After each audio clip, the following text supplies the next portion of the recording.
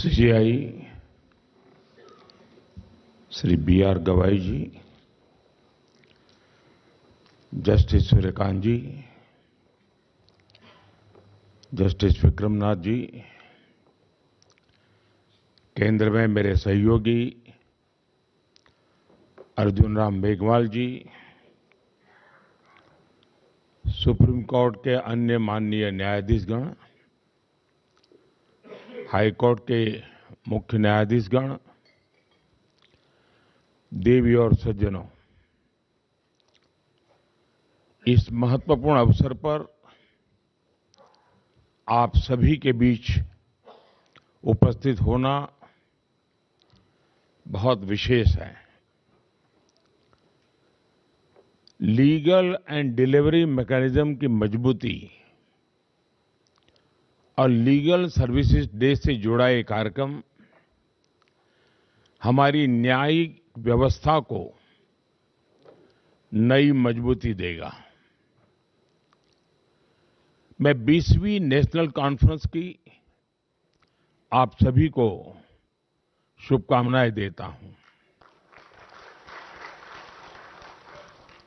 मुझे बताया गया कि आज सुबह से आप लोग इसी काम में लगे हैं, तो मैं ज्यादा समय नहीं लूंगा आपका।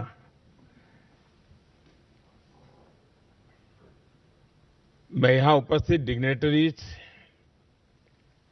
न्यायपालिका के सदस्यों और लीगल सर्विसेज अथॉरिटीज का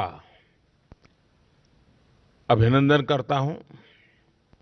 साथियों, जब न्याय सबके लिए एक्सेसिबल होता है, टाइमली होता है, जब न्याय सोशल या फाइनेंशियल बैकग्राउंड देखे बिना हर व्यक्ति तक पहुंचता है, तभी वो सामाजिक न्याय की नींव बनता है। लीगल एड इस बात में बहुत महत्वपूर्ण भूमिका निभाती है कि न्याय सबके लिए एक्सेसिबल हो।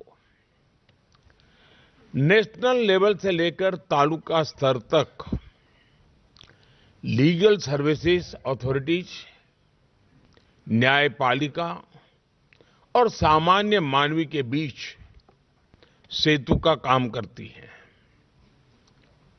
मुझे संतोष है कि आज लोक अदालतों और प्री लिटिगेशन सेटलमेंट के माध्यम से लाखों विवाद जल्दी, सौहार्दपूर्ण और कम खर्च में सुलझाए जा रहे हैं। भारत सरकार द्वारा शुरू किए गए legal aid defence council system के तहत केवल 3 साल में लगभग 8 लाख क्रिमिनल केसेस का निपटारा किया गया है। सरकार के इन प्रयासों ने देश के गरीब, दलित, पीड़ित, शोषित, वंचित को ईज ऑफ जस्टिस सुनिश्चित किया है।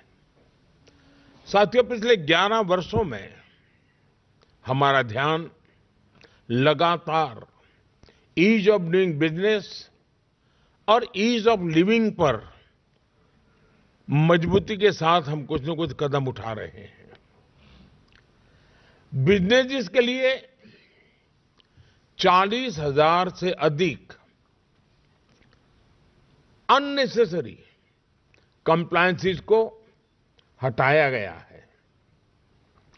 जन विश्वास एक्ट के माध्यम से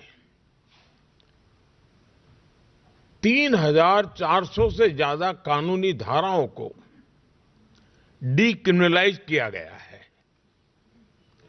1500 से अधिक अप्रासंगिक और पुराने कानून रद्द किए गए हैं। दशकों से चले आ रहे पुराने कानूनों को अब भारतीय न्याय संहिता से बदला गया है। और साथियों, जैसा मैंने पहले भी कहा है, ईज ऑफ डूइंग बिजनेस और ईज ऑफ लिविंग तभी संभव है जब ईज ऑफ जस्टिस भी सुनिश्चित हो। पिछले कुछ वर्षों में ईज ऑफ जस्टिस को बढ़ाने के लिए भी कई कदम उठाए गए हैं और आगे हम इस दिशा में और तेजी से जाएंगे। साथियों, इस साल नालसा यानी नेशनल लीगल सर्विस अथॉरिटी के 30 वर्ष पूरे हो रहे हैं। इन 3 दशकों में नालसा ने न्यायपालिका को देश के गरीब नागरिकों तक जोड़ने का बहुत महत्वपूर्ण प्रयास किया है। जो लोग लीगल सर्विसेज अथॉरिटीज के पास पहुंचते हैं, अक्सर उनके पास न रिसोर्सेज होते हैं, न रिप्रेजेंटेशन होता है और कभी कभी तो उम्मीद भी नहीं होती। उन्हें उम्मीद और सहायता देना ही सर्विस शब्द का सच्चा अर्थ है और नालसा के नाम में भी ये मौजूद है। इसलिए मुझे पूरा विश्वास है कि इसका हर सदस्य प्रेजेंस और प्रोफेशनलिज्म के साथ अपना काम जारी रखेगा। साथियों, आज हम नालसा का community mediation training module launch कर रहे हैं। इससे हम भारतीय परंपरा की उस प्राचीन विद्या को पुनर्जीवित कर रहे हैं जिसमें संवाद और सहमति के माध्यम से विवादों का समाधान किया जाता था। ग्राम पंचायतों से लेकर गांव के बुजुर्गों तक मीडिएशन हमेशा से हमारी सभ्यता का हिस्सा रही है। नया मीडिएशन एक्ट इसी परंपरा को आगे बढ़ा रहा है, उसे आधुनिक स्वरूप दे रहा है।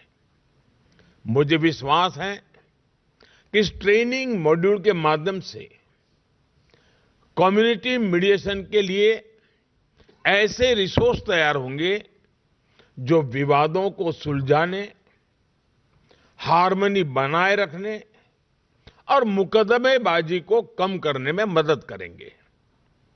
साथियों, टेक्नोलॉजी निश्चित तौर पर एक डिसरप्टिव शक्ति है, लेकिन अगर उसमें प्रो पीपल फोकस हो तो वही टेक्नोलॉजी लोकतांत्रिकरण की शक्ति बन जाती है। हमने देखा है कि कैसे यूपीआई ने डिजिटल पेमेंट्स में क्रांति ला दी। आज छोटे से छोटे वेंडर्स भी डिजिटल इकोनॉमी का हिस्सा बन गए हैं। गांवों को लाखों किलोमीटर ऑप्टिक फाइबर से जोड़ा गया है। अभी कुछ सप्ताह पहले ही ग्रामीण इलाकों में एक साथ लगभग 1 लाख मोबाइल टावर शुरू हुए हैं।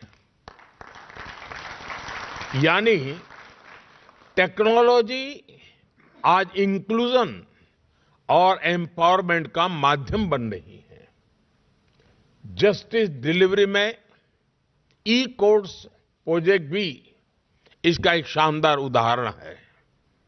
ये दिखाता है कि कैसे टेक्नोलॉजी जुडिशियल प्रोसेस को आधुनिक और मानवीय बना सकता है। ई फाइलिंग से लेकर इलेक्ट्रॉनिक समन सर्विस तक, वर्चुअल हियरिंग से लेकर वीडियो कॉन्फ्रेंस तक, टेक्नोलॉजी ने सब कुछ आसान कर दिया है। इससे न्याय मिलने का रास्ता और आसान हुआ है। आप सभी परिचित हैं, इस प्रोजेक्ट के तीसरे चरण के बजट को बढ़ाकर 7,000 करोड़ रुपए से ज्यादा किया गया है। ये इस प्रोजेक्ट के प्रति सरकार के स्ट्रांग कमिटमेंट को दिखाता है। साथियों, हम सभी ये भी जानते हैं कि लीगल अवेयरनेस का क्या महत्व होता है। एक गरीब व्यक्ति तब तक न्याय नहीं पा सकता जब तक उसे अपने अधिकारों का ज्ञान न हो, वह कानून को न समझे और सिस्टम की कॉम्प्लेक्सिटी से डर महसूस करता रहे। इसलिए कमजोर वर्गों, महिलाओं और बुजुर्गों में लीगल अवेयरनेस को बढ़ाना ये हमारी प्राथमिकता है। आप सभी और हमारी अदालतें इस दिशा में निरंतर प्रयास करते रहे हैं। मैं समझता हूं हमारे युवा, खासकर लॉ स्टूडेंट्स, इसमें ट्रांसफॉर्मेटिव रोल निभा सकते हैं। अगर युवा लॉ स्टूडेंट्स को प्रोत्साहित किया जाए कि वे गरीबों और गांव में रहने वाले लोगों से जुड़े, उन्हें उनके कानूनी अधिकार और लीगल प्रोसेस समझाएं, तो इससे उन्हें समाज की पल्स को सीधे महसूस करने का अवसर मिलेगा। सेल्फ हेल्प ग्रुप्स, कोऑपरेटिव्स, पंचायती राज संस्थाओं और अन्य मजबूत ग्रासरूट नेटवर्क के साथ काम करने की हम लीगल नॉलेज को हर दरवाजे तक पहुंचा सकते हैं। साथियों, लीगल एड से जुड़ा एक और पहलू है जिसकी मैं अक्सर चर्चा करता हूं। न्याय की भाषा वही हो जो न्याय पाने वाले को समझ आए। इसका ध्यान जब कानून को ड्राफ्ट किया जाता है तब रखना बहुत जरूरी है। जब लोग कानून को अपनी भाषा में समझते हैं तो इससे बेटर कंप्लायंस होता है और मुकदमेबाजी कम होती है। इसके साथ ही यह भी आवश्यक है कि जजमेंट्स और लीगल डॉक्यूमेंट्स को स्थानीय भाषा में उपलब्ध कराया जाए। ये वाकई बहुत सराहनीय है कि सुप्रीम कोर्ट ने 80,000 से अधिक जजमेंट्स को 18 भारतीय भाषाओं में अनुवाद करने की पहल की है। मुझे पूरा विश्वास है यह प्रयास आगे हाई कोर्ट्स और जिला स्तर पर भी जारी रहेगा।